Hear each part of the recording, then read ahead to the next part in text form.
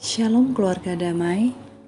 Hari ini 24 Maret 2022, kita memasuki hari ke-20 sebelum kita memperingati Hari Paskah.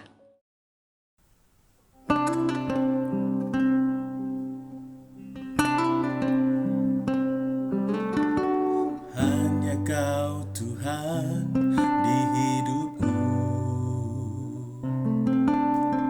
Kau berikan hidup yang baru.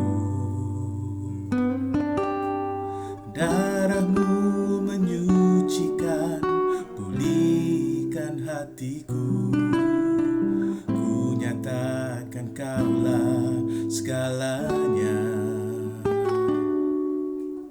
Engkaulah sumber pengharapan, kuasa-Mu sanggup menyembuhkan.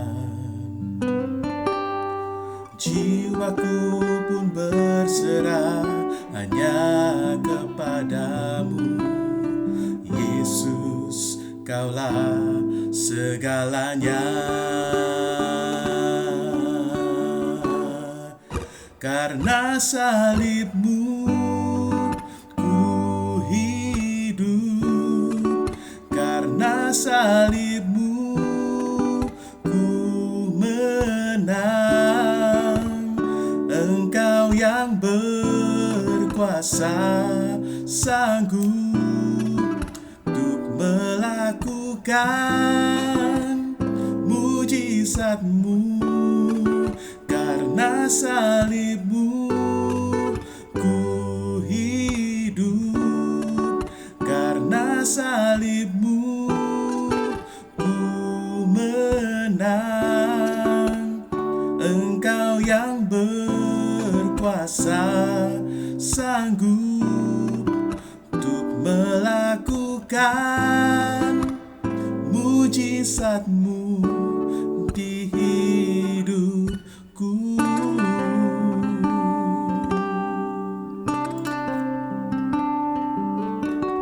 Engkaulah sumber pengharapan, kuasa-Mu sanggup menyembuhkan. Jiwaku pun berserah hanya kepadamu, Yesus, Kaulah segalanya. Karena salib-Mu ku hidup, karena salib-Mu ku menang. Engkau yang berkuasa sanggup untuk melakukan mujizat-Mu. Karena salib-Mu ku hidup, karena salib-Mu ku menang. Engkau yang berkuasa sanggup untuk melakukan mujizat-Mu. Karena salib-Mu ku hidup, karena salib-Mu ku menang. Engkau yang berkuasa sanggup untuk melakukan mujizat-Mu di hidupku.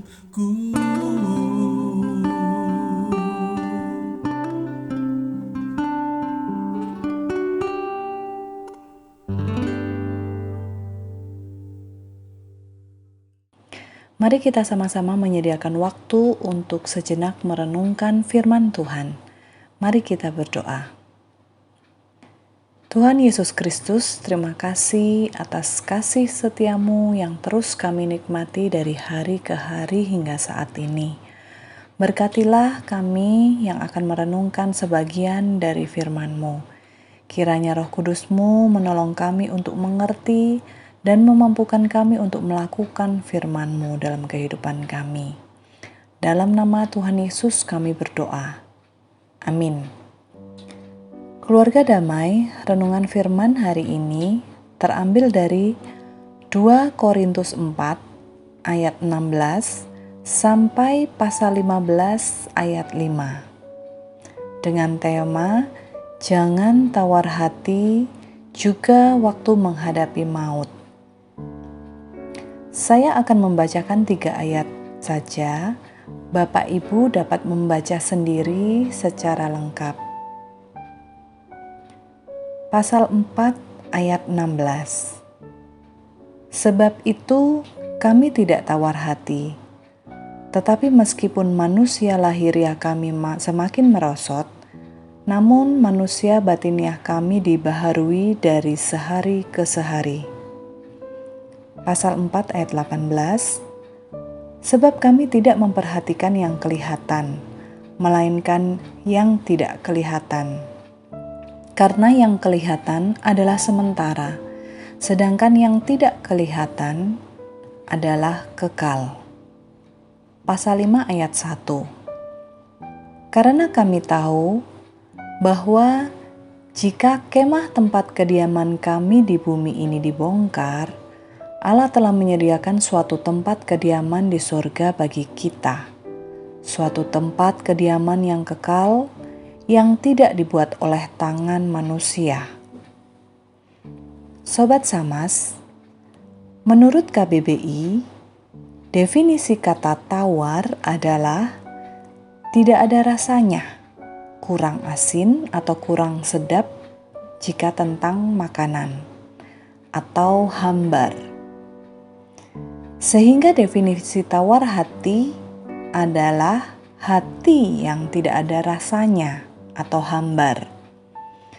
Baik itu rasa sedih, rasa gembira, rasa marah, atau rasa apapun juga.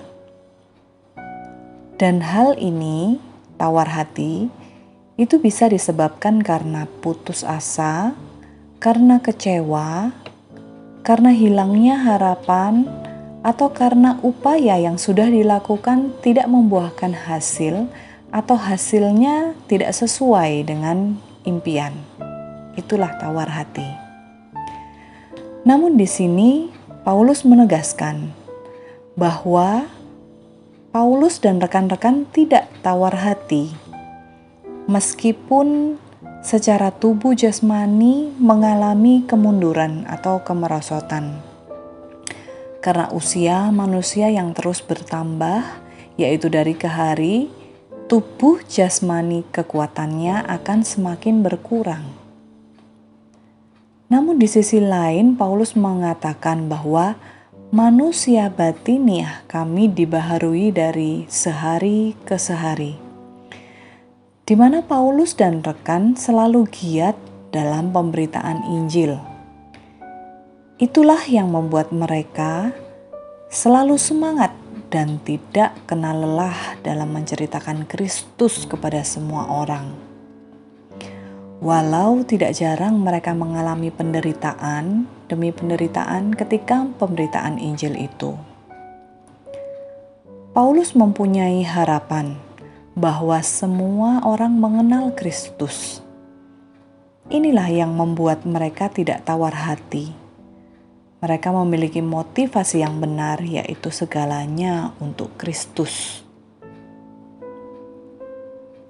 Apa yang dikerjakan Paulus, yaitu memberitakan Injil, mungkin bagi banyak orang hal tersebut adalah pekerjaan yang sia-sia, yang tidak ada gunanya. Apalagi jika menerima penolakan demi penolakan. Namun satu hal yang Paulus yakini tercantum di ayat 18 yang tadi kita baca, bahwa mereka tidak memperhatikan yang kelihatan, melainkan yang tidak kelihatan. Karena yang kelihatan adalah sementara dan yang tidak kelihatan adalah kekal. Pemberitaan Injil termasuk dalam pekerjaan yang bersifat kekal, yang tidak bisa dilihat hasilnya dalam waktu dekat. Dan Paulus yakin bahwa Allah telah menyediakan suatu tempat kediaman di sorga bagi kita, suatu tempat kediaman yang kekal, yang tidak dibuat oleh tangan manusia. Pasal 5 ayat 1. Bapak, Ibu, Saudara terkasih, mari kita meneladani Paulus dan rekan, di mana hidupnya terpusat kepada Kristus. Sehingga apapun yang kita kerjakan, motivasinya hanya untuk Kristus. Jadi jikalau kita mengalami penderitaan demi penderitaan karenanya, hal itu tidak akan membuat kita tawar hati. Dan biarlah kita selalu mengerjakan hal-hal yang bersifat kekal. Mengingat firman Tuhan dalam Kolose 3 ayat 23. Apapun yang kamu perbuatlah dengan segenap hatimu, seperti untuk Tuhan dan bukan untuk manusia.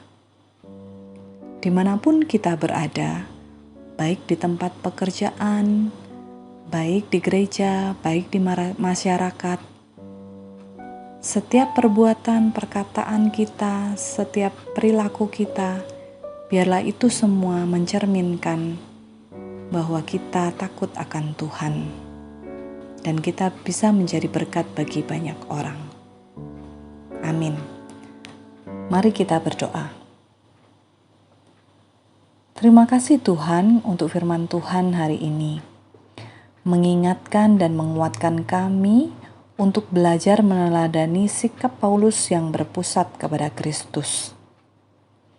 Ampuni kami jika dalam kehidupan kami sering berpusat kepada diri kami sendiri, sehingga perbuatan kami tidak menjadi berkat buat orang lain. Ampuni kami juga jikalau kami seringkali merasa tawar hati, karena apa yang kami impikan tidak terjadi sesuai dengan apa yang kami inginkan. Mampukan kami Tuhan untuk selalu mengandalkan Tuhan Yesus. Di dalam nama Tuhan Yesus kami berdoa. Amin. Jemaat, damai, tetap semangat mengerjakan pekerjaan Tuhan. Tuhan telah menyediakan tempat yang indah buat kita semua. Tuhan Yesus memberkati.